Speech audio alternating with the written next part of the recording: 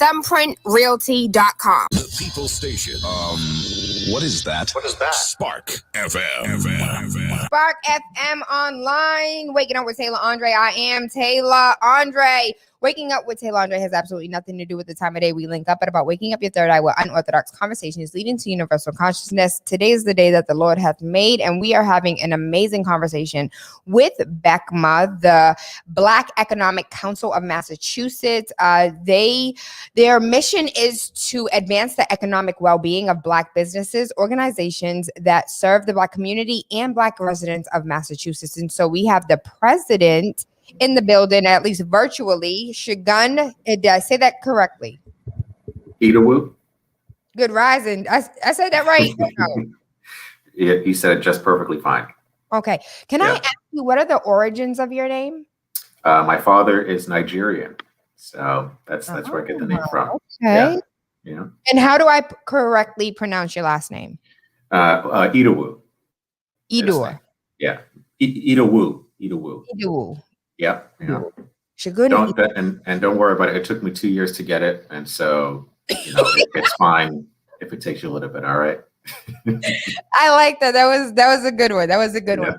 So, I first and foremost just want to thank you for your continuous leadership, and so you have been in the community, moving in these streets, authentically and unapologetic. And so there's not too often that you see a Black man uplifting the Black community without shucking and driving. So first and foremost, I want to appreciate you for unapologetically being you. And maybe that's because of your Nigerian roots. There is we're not out here shucking nor jiving.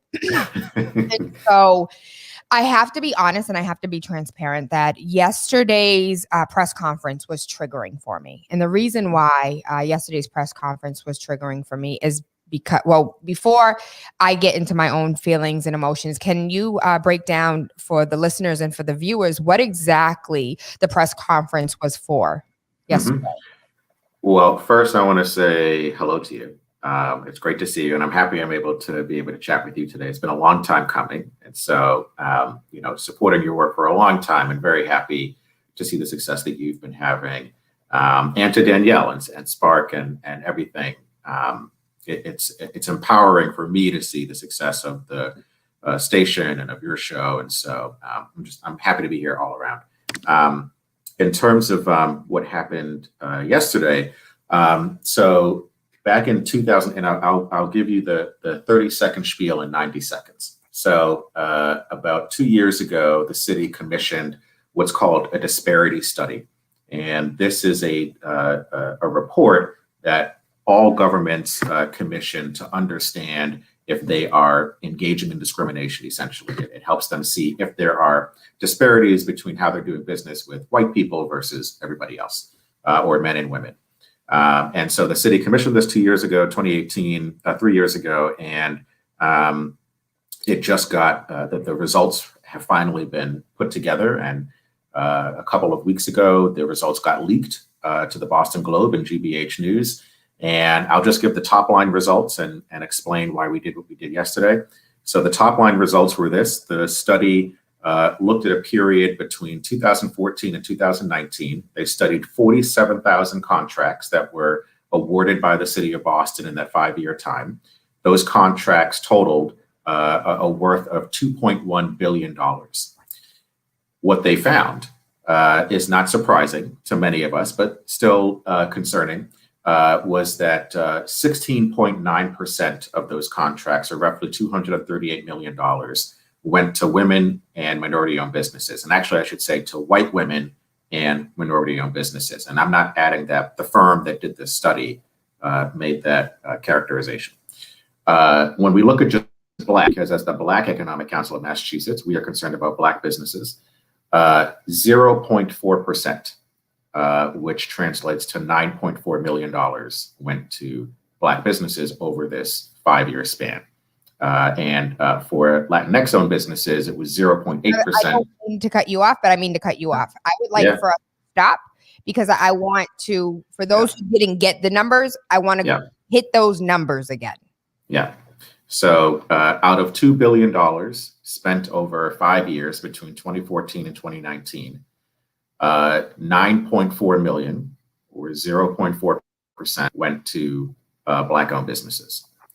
And 18 million, or 0.8%, went to Latinx-owned businesses. So 1.2% of all city spending went to Black and Latinx-owned businesses.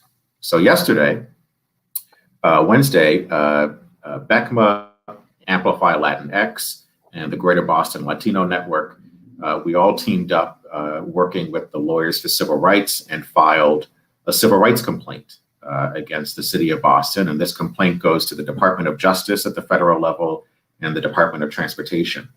And that complaint is essentially alleging that this disparity study, which is a tool that governments use to stand up preferential programs to avoid a lawsuit by white men, what we're alleging is that this study actually shows a pattern of discrimination here in Boston against Black and Latinx-owned businesses. And so even though they spent $1 million on this report to prevent a lawsuit from white people, it actually is Exhibit A for this complaint against the city for how they've been treating Black and brown people for a very long time.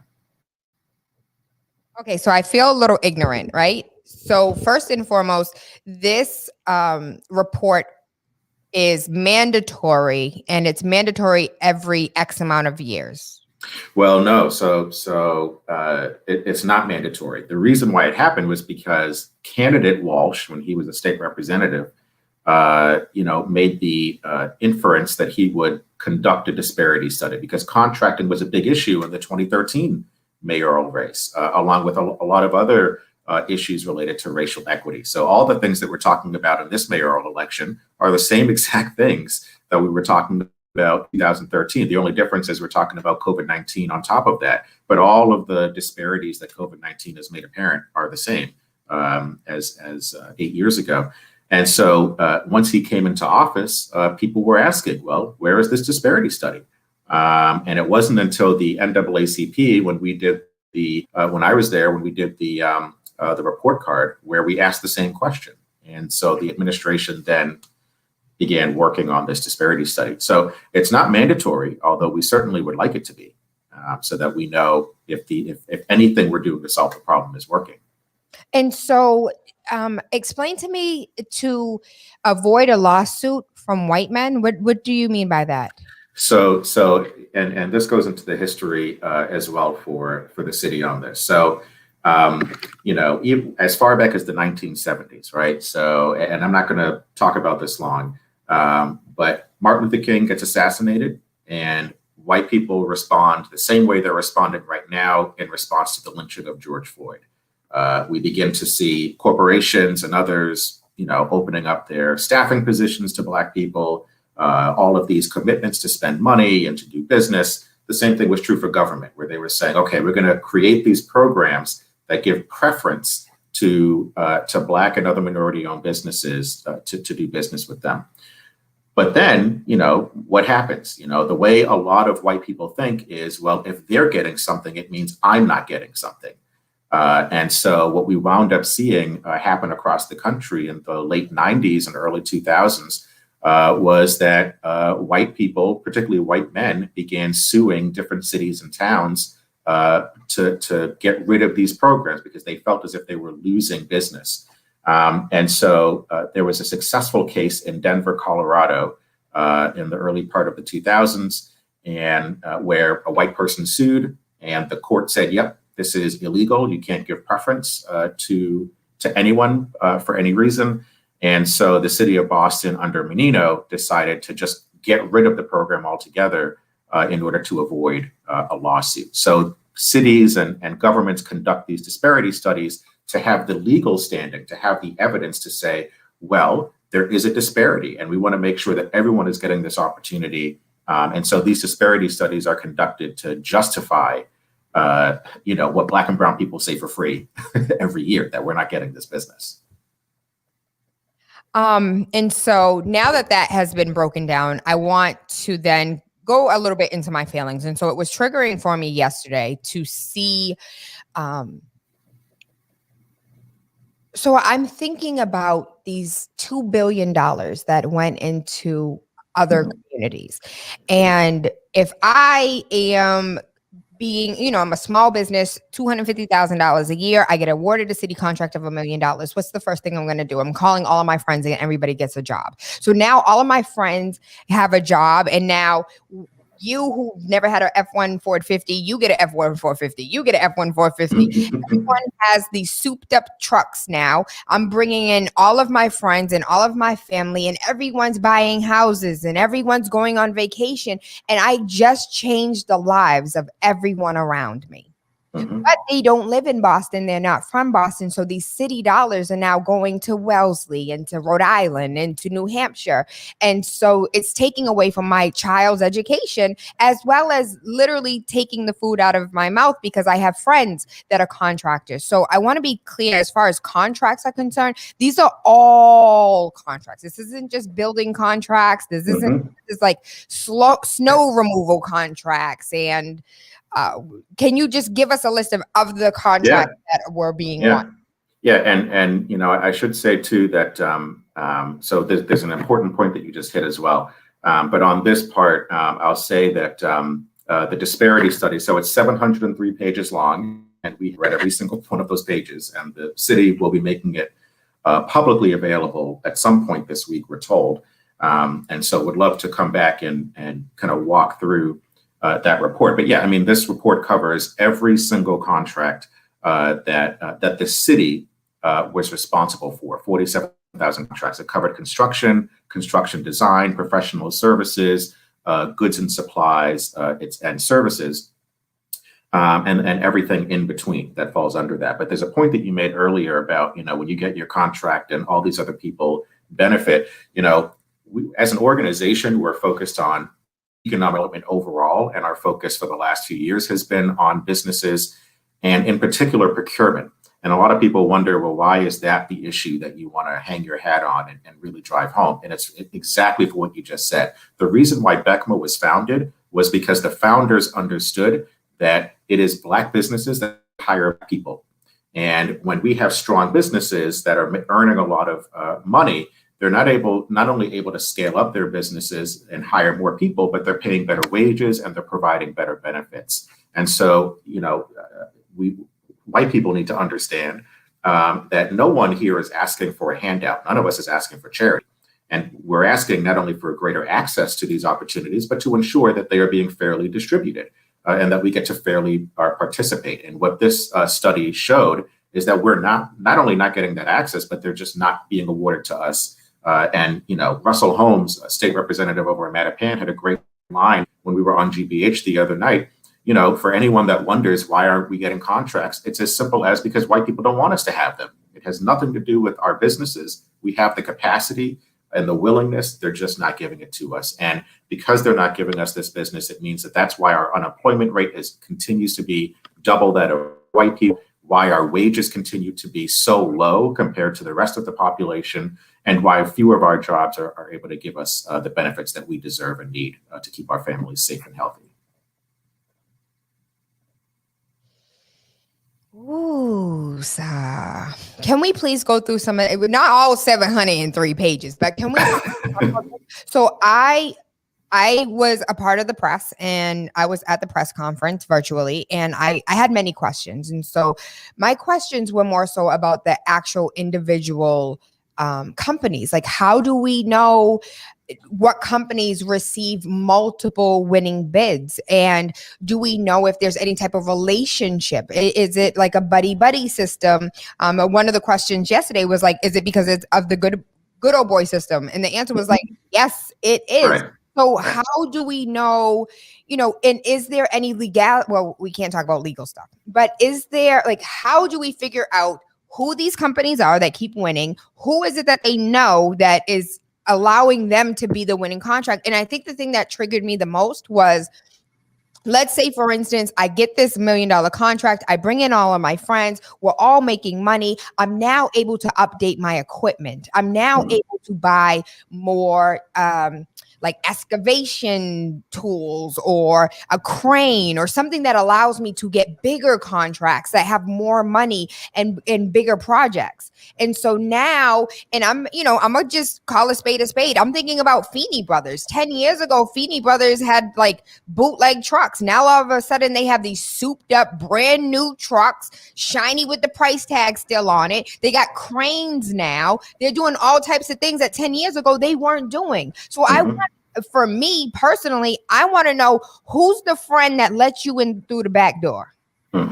Yeah, I mean, you're absolutely right that it is the good old boys network. The way a lot of governments, whether they be local or state, operate, because this happens on the state level too, and that's a whole nother show right there, is if the person who is awarding the contract knows who you are, or if you already have the contract, there's just well, this person has already done it, so why not just keep giving it to them? Why open it up and give me more work to have to sift through several requests for proposals and figure out who will be the better person to do this job. So it's absolutely good old boys network, and how you cut across that is precisely the recommendations that we've been making as an organization, which are not new. I mean, I've only been with BECMA for 2.5 years now, and the organization has been around for 5. But all the things that we're saying publicly are recommendations that folks have been saying since before I was born about what the city government needs to do. Things like unbundling the contracts. I mean, we'll take the school department by itself. Their food contract is this massive document where you have to be able to serve every single school in the city of Boston, which is ridiculous. You know why? Because there's not even a business in Boston that's based in Boston that could do that. So that, these large contracts don't just shut Black and brown people out, they shut out all small businesses, because none of us can take that on. So, so unbundling the contracts and making sure we're paying people on time and making sure that we're creating opportunities for small businesses to apply for these contracts, all of that's important. But at the end of the day, what we've been pushing hard, particularly on Mayor Walsh, is accountability. Because at the end of the day, it doesn't matter how many goals you set, it doesn't matter how many contracts you unbundle, it doesn't matter, what IT system you have up that you can see who's getting the contracts. None of that matters if nobody's job is dependent on doing any of the solutions that we talk about. And right now, I mean, it might be somebody's job to do it, but they'll get that promotion or that raise or get hired to do it, regardless if they're actually hitting these goals or carrying out what the mayor is saying with one side of his mouth when it comes to this issue. So accountability is key. I mean, to your question about this stuff being available, technically it's available through a public records request, but can you go on the city's website to see all of this with a click of the button? Maybe after a couple of hours of doing some searching, you'll find it, but there's no place that you can go and say, okay, this contract was awarded last week and it went to XYZ persons. It's definitely something that they have to work on, which is why we're looking forward to this budget season, where we'll hope that the Equity and Inclusion Unit, which is housed in economic development, gets a bigger budget, more staff, and the power to hold people accountable. So that whatever the mayor does, he said he's going to sign an executive order this week, which will be his 3rd one. And, the first 2 that he did didn't even get Black businesses to hold numbers. So we'll see what this 3rd one does. But again, whatever he puts out there, if you can't hold anyone accountable, if you getting a raise isn't contingent on hitting those goals, it's another wasted piece of paper, which America is very good at doing. Absolutely. What about,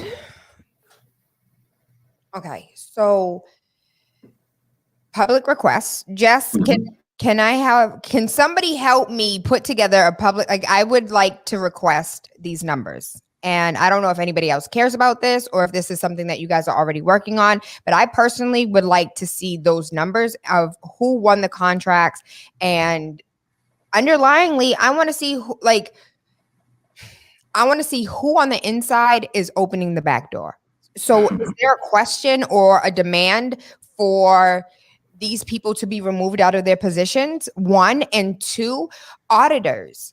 Where are the auditors? Because if you take a look at the state and the city's website, they've been hiring for auditors for years.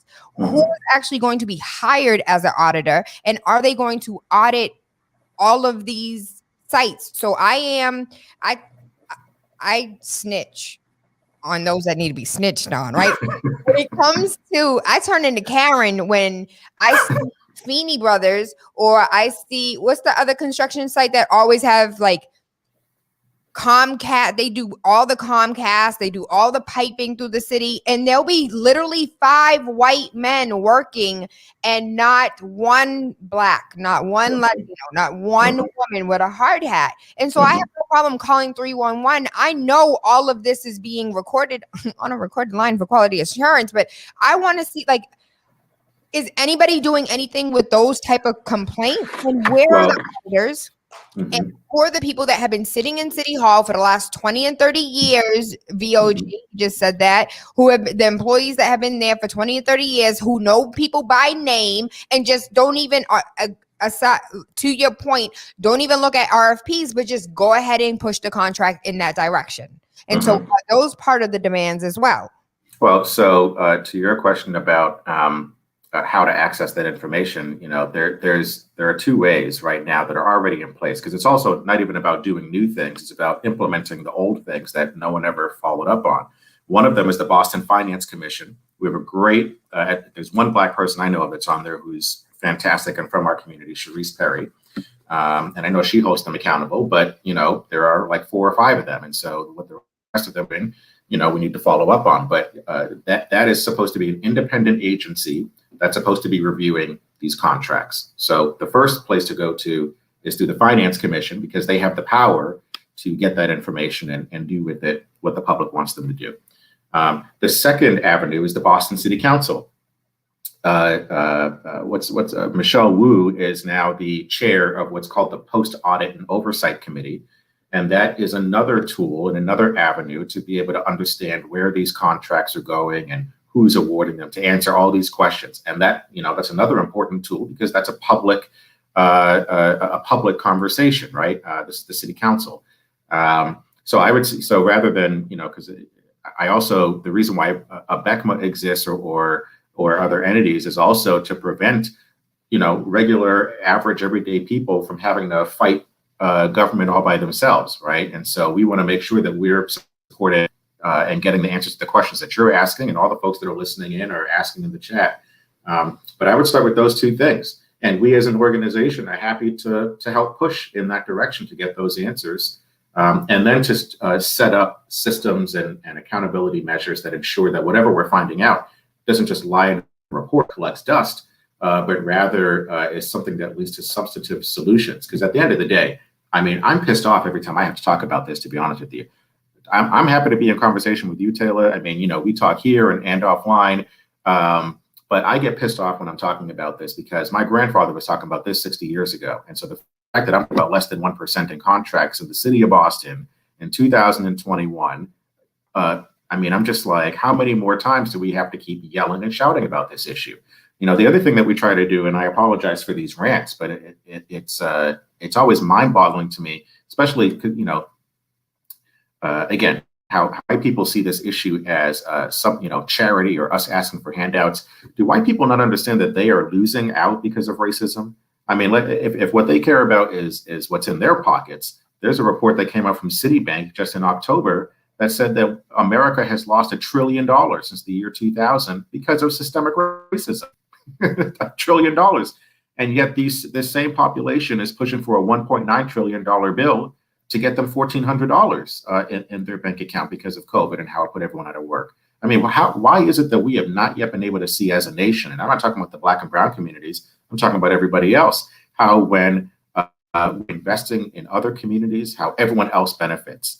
This idea that a community, a wealthy community can survive when it's next to an underdeveloped community. It doesn't work that way. Eventually, everyone gets pulled down. So it's a frustrating conversation issue where all we get is lip service, and folks continue to suffer, not just Black and brown folks, but the whole city. if we can't balance our budget or pay out for services that we're going to need for a long time because of COVID, it is not because of our communities. It's because we're not making these investments right now that are critical for the long-term economic health of our communities. So I don't know what it will take, but certainly that's why we filed this complaint, because if the city can't figure it out, we'll get the feds to set them straight. He said, if you can't figure it out, we finna call. We're the manager. Can I?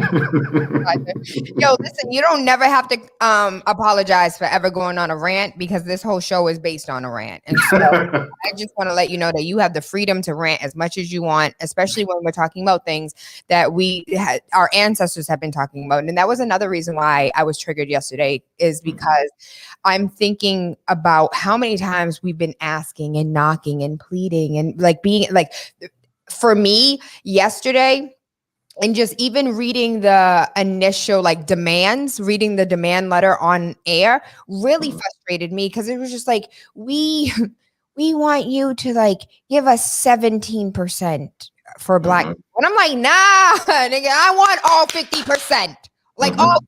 Why do we have to do the bare minimum? Why does it 17%? We're 48% of the community, 40% of Boston. That number might be wrong. It might be 43. But POC make up about 53% of Boston. We're a majority of the city. Black folk, I think, are 22% of the population in Boston. So I'm right there with you. I mean, in terms of what we're pushing for, we called for in our demand letter last Monday. 40% of the contract should go to women and minority-owned businesses, and said that 15% of that should be for Black specifically. Now, I'm with you on the numbers being what they were, and maybe they could be higher. But what we knew and know now, based on what the Boston Globe and the Boston Business Journal put out just yesterday, is that the mayor is apparently about to sign an executive order sometime this week that sets a goal of 17% overall for women and minority-owned businesses. And they're basing that on the disparity study. Well, that disparity study says that out of that 17%, 11% is supposed to go to white women. So that means that the mayor is about to sign an executive order saying that 94% of our business should go to white people in a city that's majority minority.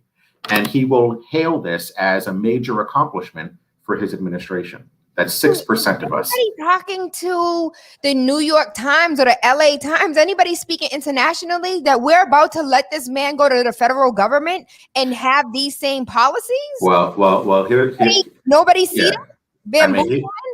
Well, here's what I'll say. I'm not going to stand in the way at Logan Airport of Mayor Walsh getting on that plane to DC, because we're going to have an acting mayor in Kim Janey, who actually has shown that she cares about this issue. And it has actually been one of the allies of BECMA to push this issue. I mean, if she and Councilor Wu hadn't held that hearing in 2019, just asking the question of how much money did we spend last year, we probably wouldn't be having this conversation as forcefully as we are today.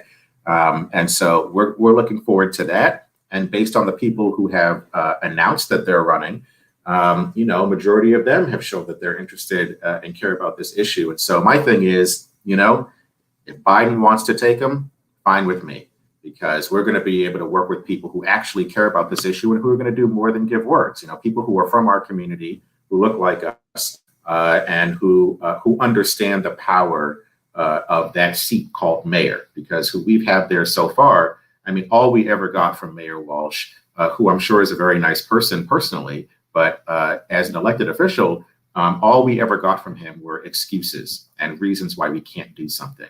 And that doesn't make sense to me, right? I mean, I said this at the press conference yesterday, that it is not for an elected official, particularly the mayor, to tell me no, or to tell me what can't be done. You're the most powerful person in Massachusetts, let alone the city of Boston.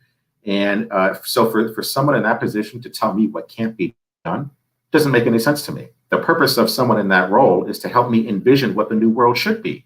And then to ask, if I'm demanding something, to ask me how to make that happen, not to tell me that it can't be done. Because if you can't do it, then get out the way and we'll put someone in there who can do it. That's the whole purpose of government, is to make the impossible possible. So, if he wants to go to DC and do the same, have the same terrible outlook because the important part about this too is and what's scary to your point about replicating these policies is that federal procurement falls under the Secretary of Labor. So here we have a mayor that could get only 0% for Black people in 5 years. God help us on the federal level, but we're going to start small as BECMA and focus on the money we can get here for our businesses in Boston and here in the state, and we'll tackle the federal level. Maybe when we get another Secretary of Labor, we'll see what happens. But anyway, we're happy to be working with Mayor Janey. I ensure you of that. We're very much looking forward to that. So first, Segun said, "Sis, you can have him. Don't come back over here." I told you about him in the first place. No, but it does worry me though. For him to be over procurement, and I was ignorant to what is it you said? 84% should go to white-owned business. Well, so again, this is just based on these news articles that said that 17%. He's going to set a goal of 17% for spending with minority and women-owned businesses. That means they want to set a goal of reaching 17% of spending with non-white male-owned businesses. But of that 17%, 11% are white women, which means that there's only 6% left that he's saying should be spent with minority-owned businesses. Even if it's a floor, he is signing a piece of paper that says at least 6% of this should go to non-white people in a city that is majority minority. From 0.1% to 6%, shouldn't you be happy? Shouldn't you be applauding me and patting me on the back? Absolutely not. You know why? Because the report, it's not in the executive summary, but deeper in the report, in one of the chapters on page, 50 something, it shows the availability of our businesses. And we're more than 6%, just Black alone. The businesses that have capacity, I want to say, not all Black businesses, but the Black businesses that have the capacity today to take on these projects. We're more than, in fact, it says that we're at 6.8%. And that's when you're not included. So, I just want to make this clear before our time runs out, that the fact that we didn't get any contracts has nothing to do with Black and brown businesses. We have the capacity to do this. So for anyone who reads that, in the paper and says, oh, well, we didn't get the contracts because, how many Black businesses are there anyway? And, do they have the ability to do the work? The answer is absolutely yes to all of that. This is why we filed our complaint, because this study shows that despite the fact that we are there, they still didn't give us the business. I mean, this is coming from an administration that literally said, this is in 2019, at this hearing I talked about that Councilor Wu and Janey held. And in fact, it was John Barros who said, the desire of the administration is there to do business with Black and brown businesses. We just can't find them. Well, someone tell me. John Barros? You now? So someone tell me how this consulting firm, BBC consulting firm, which is based out of Denver, Colorado, how they found Black and brown businesses in the city of Boston that are able to do this work, right? How they found them, but our own city government couldn't do it. But anyway, I'll just say that according to this study, it says that they define availability by a business that has the capacity to do the business and the desire to do business with the city, which I think is flawed. Because if you're determining whether or not I can do business with the city based on that I want to, then that shuts out a whole bunch of Black and brown folks who can do the work. Because most of that of those folks are saying, this may not be public radio, but I still won't curse. Screw the city, right? Why am I going to waste my time and energy, bidding on a contract that I know I'm not going to get 0.4%, right?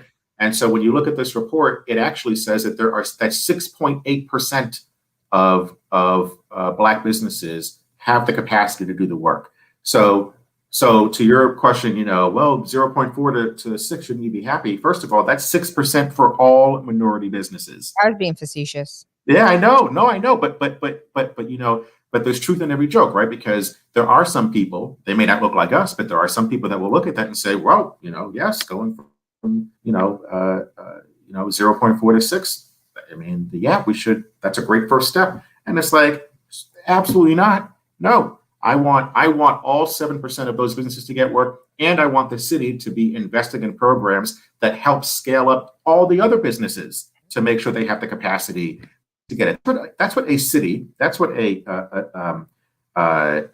government that cares about the future ought to be doing. They shouldn't just be looking around and saying, oh, well, that's all that's there, so that's all we can do. No, they should be thinking about the future and saying, and this is why we say 40% and 15 in particular for Black, because if court's going to tell me that 7% of Black businesses right now have the capacity to do this work, then this city ought to be saying, what should we be investing in? What programs ought we be doing that helps us double that number? Because it should be a shame to us that only 7% of Black businesses have capacity to do that. And the reason why it's at 7% is because we don't get these contracts. So we're not able to scale up and have further capacity, So it's like this cycle. I mean, everything is a cycle, and we keep contributing to it.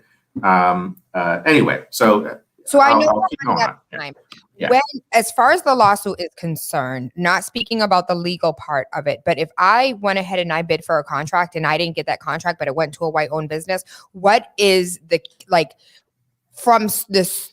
After we sue, what does that look like for the businesses that applied or bid and didn't win the bid? Like, are we looking at suing to ensure that those that didn't get contracts now have access to capital because they could have won that job and they could have scaled up, but because they didn't and there was some form of racism in who was chosen, is that business now going to get funds? So I'll say two things. One is that I want to make the distinction between a complaint and a lawsuit. Okay. So we filed a complaint with the Department of Justice, which means that there's a remediation process. That means essentially investigators from the federal government are going to come to Boston and hold a series of conversations with BECMA and the folks that filed the complaint, with business owners from Black and brown communities, with the city of Boston. And what they're going to do is they're going to, take everything that everyone's saying, and they're going to work with us and our members who are Black and brown business owners and say, what are the solutions you want to see happen?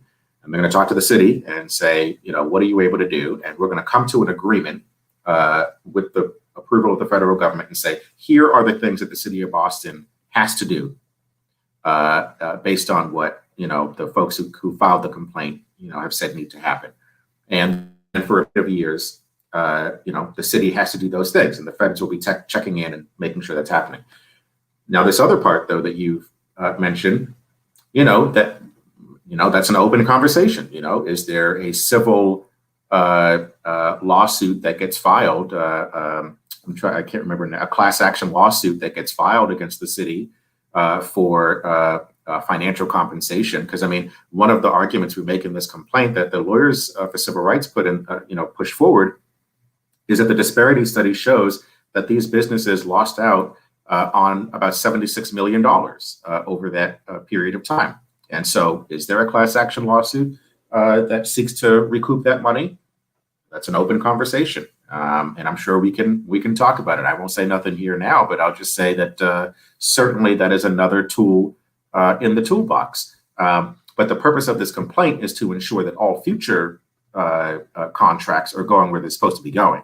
And right now, they're all going to the same people, who don't come from our specific communities. So that's what we're trying to fix with this complaint. Now, I will say, we filed this complaint. We could see a Mayor Janey or a mayor whoever from November decide they're going to do anything that we're demanding and fix the problem, and then maybe we don't have to keep the complaint going. We'll see what happens. But this is the first step, because this also shows that we're serious. Because so long as I've been in BECMA, we did try to work with the Welsh administration. We did have meetings over in the Eagle Room, with a whole PowerPoint presentation saying, "Oh, here's what needs to be done," and did a follow up and all that kind of stuff, and got zero for free, exactly, and got zero out of it.